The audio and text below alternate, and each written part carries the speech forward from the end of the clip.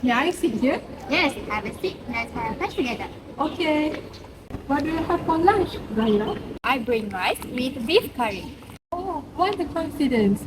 Both of us having this for lunch today. Enjoy your lunch, Zahirah. Enjoy lunch, Aien.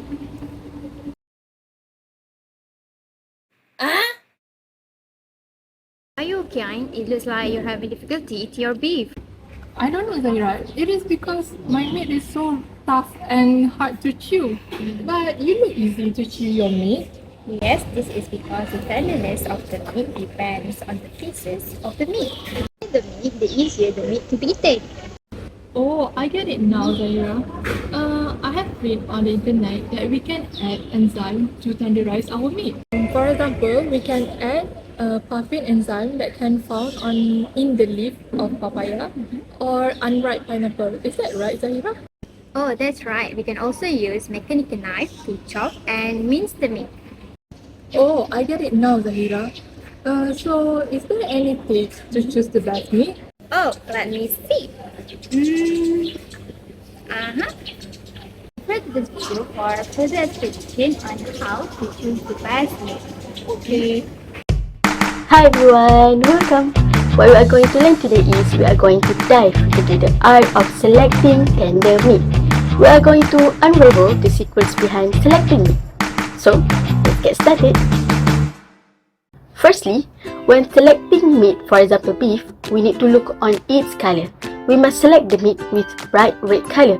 Why? Because this indicates that the meat is fresh and has been properly stored. The bright color you see, it is sign of presence of myoglobin. Myoglobin is an oxygen-storing protein found in the muscle of animals. This protein gives beef its characteristic red color, serving as an indicator to the freshness of the meat. The more myoglobin, the richer the red color, and the more likely the meat is to be tender. We need to avoid meat with brownish color because it is sign of oxidation. Oxidation occurs when the meat is exposed to the air for an extended period, leading to changes in color. While it doesn't necessarily mean the meat is unsafe to eat, it could indicate a decrease in the freshness and potentially result in tougher texture. Now let's talk about the age of the meat. The age of an animal significantly influences the tenderness of its meat because it's connected to the composition of its muscle, fiber, collagen and fat. Generally, younger animals possess more tender meat due to the lower level of connective tissue, specifically collagen, which is the key player in meat tenderness. So in younger animals, the collagen is minimal, resulting in more tender meat texture. Then, we will look at another technique for choosing the highest quality meat.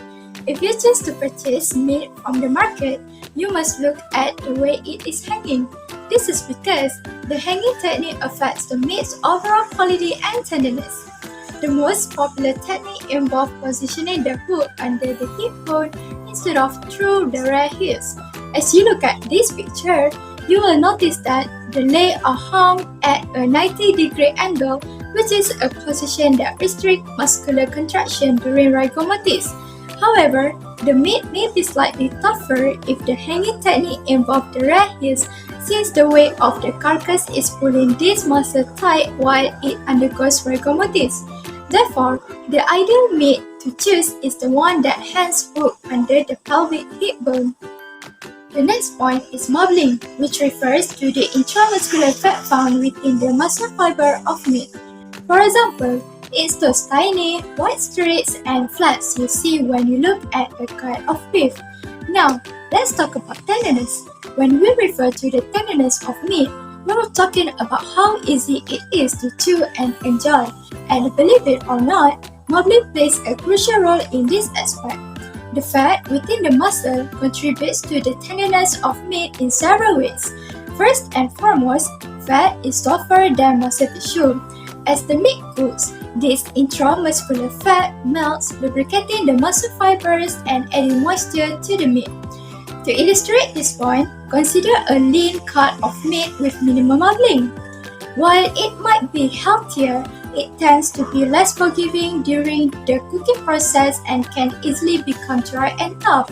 So, the next time you're at the butcher shop or deciding on a cut of meat for dinner, pay attention to the marbling. It's not just about aesthetic, but it is a key factor in ensuring a mouth-watering and tender meat. Now you know the thing you should consider when selecting meat. Until next time, bye-bye.